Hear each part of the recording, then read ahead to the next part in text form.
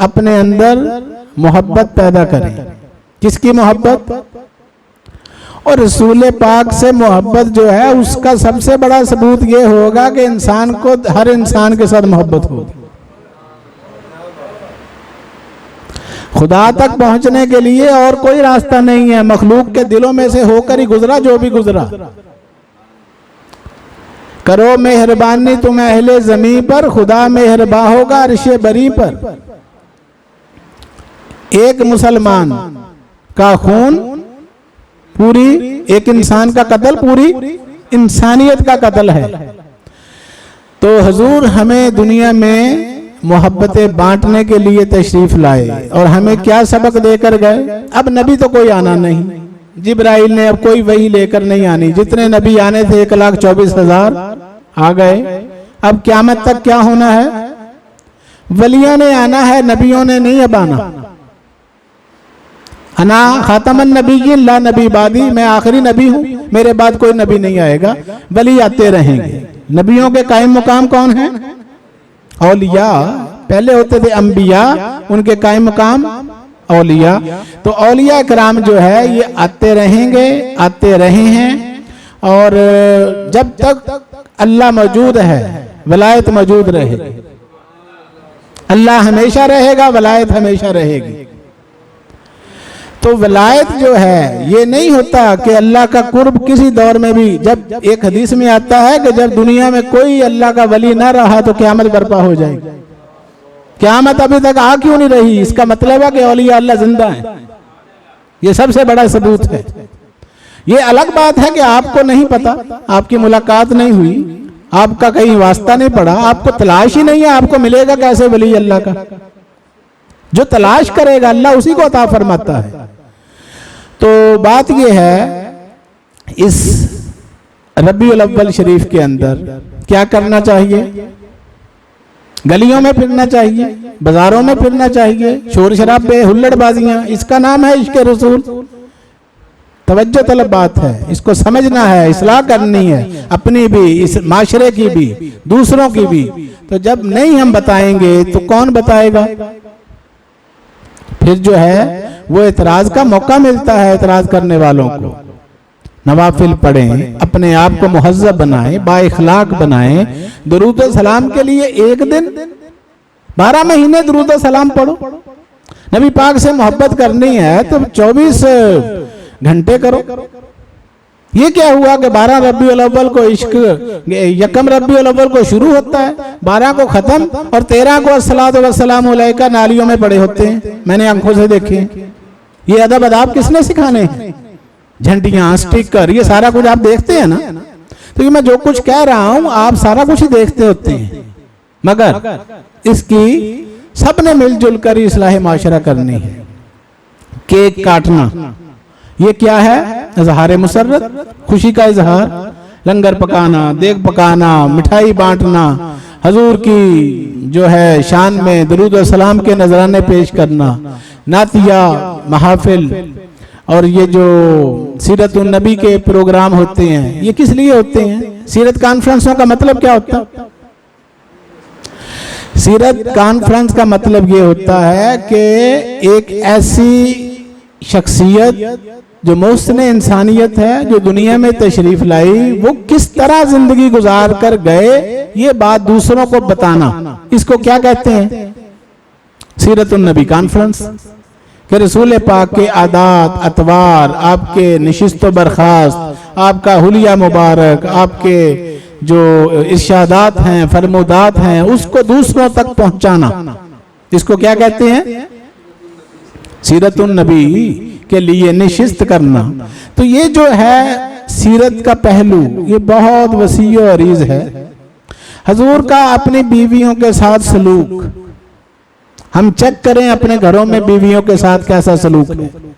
रसूल पाक को कभी गुस्सा नहीं आता था और हम गुस्से से बाहर नहीं आते, हमें गुस्सा उतरता ही नहीं है। वजह उसकी ये है, तज़किया नफ्स नहीं हुआ, नबी पाक सल्लल्लाहु अलैहि वसल्लम को फॉलो नहीं किया, हजूर की सच्ची मोहब्बत पैदा नहीं हुई, उसको हमने मुतालिया में नहीं, अपने जिंदगी के अंदर लागू नहीं किया। तो मस्जिद में आकर मीठे बन जाना, नमाज पढ़ लेना, सर पे टोपी रख लेना, ये काफी नहीं है। घर के अंदर इस्लाम चेक करो अपना, कि घर के अंदर आप कैसे मुसलमान हैं। हमसायों के साथ सलूक रसूल अल्लाह का कैसा था, आपका कैसा है, बच्चों के साथ मोहब्बत आपको कितनी है। एक सहाबी ने कहा, एक बद्दू ने नबी पाक सल्लल्लाहु अलैहि वसल्लम हज़रत इमाम हसन हुसैन को प्यार कर रहे थे, तो उन्होंने कहा या रसूल अल्लाह सल्लल्लाहु अलैहि वसल्लम, मेरे 10 बच्चे हैं, मेरे 10 बच्चे हैं, मैंने तो उनको नहीं कभी प्यार किया। तो आपने फरमाया कि अल्लाह ने तेरे दिल से रहम निकाल दिया हो तो मैं क्या कर सकता हूं। तो अंदाजा लगाएं हुजूर कौन है, मोहब्बतें बांटने वाली शख्सियत। तो मोहब्बत का ताल्लुक अल्लाह की रहमत के साथ है। जिसके अंदर मोहब्बत नहीं है, समझ लो अल्लाह की रहमत से दूर है। अल्लाह के महबूब फरमा रहे हैं ये छोटी छोटी बातें दरअसल में बड़ी बातें हैं, इसको हमने सीखना है, अपनी जिंदगी में अप्लाई करना है। रसूल पाक के कहने के ऊपर हम नमाज में तो खड़े हो जाते हैं, तो रसूल पाक सर को तेल लगाते थे, हम क्यों नहीं लगाते। रसूल पाक की एक बात हमें क्यों पसंद है कि जी नबी पाक नमाज पढ़ते थे और नबी पाक आंखों में सुरमा भी लगाते थे। नबी पाक ने फरमाया जैतून का तेल खाया करो। हुजूर ने फरमाया कलौंजी में हर मर्ज की शिफा है सिवाय मौत के। हम नहीं रसूल पाक को मानते, हम कहते हैं नहीं वो डॉक्टर फलाना आया है, वो बड़ा काबिल है, उसके पास जाएं, रिपोर्ट कराएं, टेस्ट कराएं, अल्ट्रासाउंड कराएं, ईसीजी कराएं, वो अमेरिका से आ गया है। और कायनात बनाने वाली हस्ती के महबूब जो फरमा रहे हैं उस पर अमल करो। हुजूर के कहने के ऊपर यकीन तो कर लो। एक मामूली सी चीज है, उसको इस्तेमाल करके देखो तो शिफा मिलेगी। इस्लाम इंसान को मुशक्कतों में नहीं डालता, खर्चे नहीं ज्यादा करवाता, कफायत शारी सिखाता है। नबी पाक सल्लल्लाहु अलैहि वसल्लम ने फरमाया कि जो कफायत शारी करने वाला किसी का मोहताज नहीं होता। क्या फरमाया? और पैसे जोड़कर रखने वाला किसी दूसरे का मोहताज नहीं होता। अल्लाह के रसूल सल्लल्लाहु अलैहि वसल्लम फरमा रहे हैं सेविंग किया करो, फजूल खर्चियां ना किया करो। कल को पैसों की जरूरत होगी, किसी के आगे हाथ नहीं फैलाने पड़ेंगे। हुजूर आपको बावकार देखना चाहते हैं, खुददार देखना चाहते हैं, आपको भिखारी बना हुआ नहीं देखना चाहते। तो क्या फरमाया? कुरान पाक में आता है कि फजूल खर्ची करने वाले अल्लाह को पसंद नहीं। तो आप चेक करें मुसलमान फजूल खर्चियां करते हैं कि नहीं? सारा शहर भरा हुआ, सवाए फजूल खर्चियों की ये करते क्या हैं? मस्जिद में तो आता कोई नहीं, मस्जिदें वीरान पड़ी हैं। तो बताएं मुसलमान करते क्या हैं? सुबह से लेकर शाम तक फजूल खर्चियां, कपड़े लिए जा रहे हैं, जूते लिए जा रहे हैं, किताबों की कोई वैल्यू नहीं। तो जिस माशरे में किताबें सड़कों पर फुटपाथों पर पड़ी हों और जूते शोकेसों में सजाए गए हों ऊपर सर के ऊपर, तो इसका मतलब है उस कौम को किताबों की नहीं, पता नहीं किस चीज की जरूरत है। इस्लाह करनी है, हमने पलटना है अपने असल की तरफ। चंद रोजा जिंदगी है, अद दुनिया मजरतुल आखिरा, दुनिया आखिरत की खेती है। जो यहाँ करेंगे वो ही आखिर में काटेंगे। तो ये जो है ना दुनिया का महदूद टाइम, अभी डेथ हो जाए इंसान की, कल को कुल बात खत्म। तो किस इंतजार में बैठे हुए हैं कि फालज हो जाए, हार्ट अटैक हो जाए, यरकान हो जाए, लिवर काम करना छोड़ दे, किडनीज फेल हो जाए, गुर्दे खत्म हो जाए, इसके इंतजार में बैठे हुए हैं। नहीं, ये जो आपको सेहतमंदी तंदुरुस्ती मिली हुई है, ये गोल्डन टाइम है। इसको इस्तेमाल कर लो अल्लाह के लिए, अल्लाह के रसूल के लिए। आखिरत बन जाएगी, आखिरत बन जाएगी।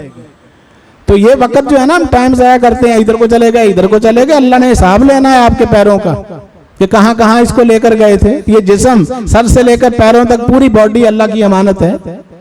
एक एक चीज का हिसाब लेना अल्लाह ने, आंखों का, कानों का, जुबान का, हर बात का, कि ये सरकारी सामान है, आप तो नौकर हैं, आपके हवाले किया हुआ है कि इस्तेमाल करके दिखाओ कैसे करते हो। और साथ बता भी दिया कि इस तरह इस्तेमाल करते हैं। किसी को देखना है तो मोहब्बत से देखो। हम देखते हैं तो हसद से भरी हुई नजर से, बुग़्ज़ के साथ, कीने के साथ, नफाक के साथ, अंदर हम कीना पालते हैं। इसकी वजह क्या है? वजह यह है कि रसूल पाक की जिंदगी का पता ही नहीं। रसूल पाक सल्लल्लाहु अलैहि वसल्लम ने किसी से हसद किया? हम क्यों करते हैं? नबी पाक ने किसी की चुगली की?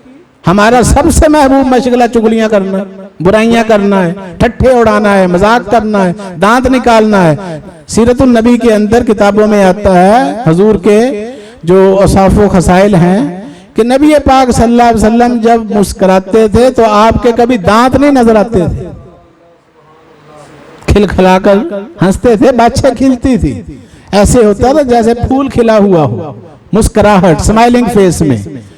तो ये छोटी छोटी बातें, इसको समझें।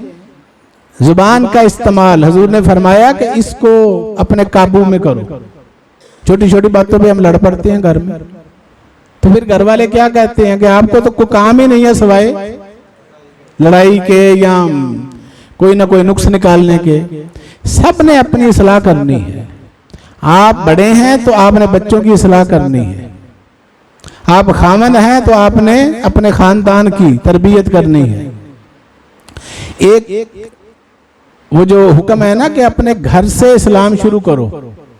इस्लाम कहाँ से शुरू करो? हम बाहर से शुरू करते हैं। दुकान पर बैठने वाला मुसलमान उस वक्त अपने आप को चेक करे कि मैं क्या हूं। मस्जिद में आकर मुसलमान ने क्या इसको देखना है? देखना यह है कि मेरा लेन देन कैसा है। जब आने वाला कस्टमर, ग्राहक आपसे सवाल करे कि ये चीज कितने की है, अब आपकी जुबान हिलनी है। उस वक्त चेक करो कि मुझे रसूल अल्लाह से कितनी मोहब्बत है। उस वक्त ये मानकर दिखाओ कि मुझे अल्लाह और रसूल पाक सल्लल्लाहु अलैहि वसल्लम देख रहे हैं। अब जवाब दो उसकी बात का। ये आजमाइश है, इम्तिहान है। तो कदम कदम के ऊपर आप इम्तिहान दे रहे हैं। इसका रिजल्ट जो निकलना है उसे कहते हैं रोज़े आखिरत, यौम क़यामत, यौमुद्दीन। वो क्या होगा? जब रिजल्ट आउट होना। तो ये तो हम पेपर दिए चले जा रहे हैं, खिचड़ी पकती रहती है दिमाग में, झूठ बोली जा रहे हैं चंद टकों की खातिर। सुबह से लेकर शाम तक हम अल्लाह को क्या दे रहे हैं? एक नमाज जो है वो पढ़नी हमारे लिए मुसीबत बन जाती है, मस्जिद में जाना। और अगर मस्जिद में आ भी गए हैं तो भागने की मुसीबत बड़ी होती है। नमाज के अंदर सोच रहे होते हैं कि मैंने अब उठ के यहां से भागना कहां है, रास्ता किधर से है।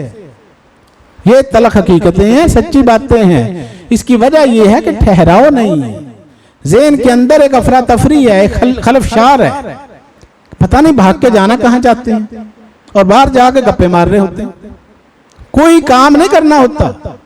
नमाज का टाइम होता है और बैठे होते हैं, सारे मोबाइलों पे लगे होते हैं, गलियों, मोहल्लों, बाजारों, चौकों में। तो ये इस्लाह किसने करनी है? कोई मलाइका आने हैं? नबी तो कोई नहीं आने। ये इंसानों का फर्ज है, अमर बिल मारूफ व नही अनिल मुनकर। हर मुसलमान दूसरे को हक बात बताए, नेकी का हुक्म दो, बुराई से रोको। तो ये काम करना शुरू कर दें, अल्लाह के रसूल राजी हो जाएंगे, खुश हो जाएंगे। और दूसरी बात यह है कि रबीउल अव्वल शरीफ में कसरत से दरूद पाक को अपने मामूलात में शामिल करें। हुजूर तहज्जुद की नमाज लाजमी पढ़ते थे। हम में से कौन कौन पढ़ता है? हाथ खड़ा करें। एक हाथ खड़ा हुआ है और वो भी इमाम साहब का हुआ है। वजह ये मैं बताना चाह रहा हूं कि हम इश्क़े रसूल से बहुत दूर हैं प्रैक्टिकली। जुबानी कलामी सारे ही हम आशिक हैं। तो ये एक फिक्र है। आपको जो है गोश गुजार करने का मकसद ये है कि तन्हाई में बैठकर ठंडे दिल से कूल माइंड होकर सोचें कि मैं कहाँ खड़ा हूं, मैंने कहाँ को जाना है। मुझे कब्र में डाल के आ जाएंगे, वहां तो मैंने हिसाब अकेले नहीं देना। आपका हिसाब आपकी बीवी ने नहीं देना, दोस्तों ने नहीं देना, रिश्तेदारों ने नहीं, बच्चों ने नहीं, औलाद ने नहीं, आपसे आपका हिसाब लिया जाएगा।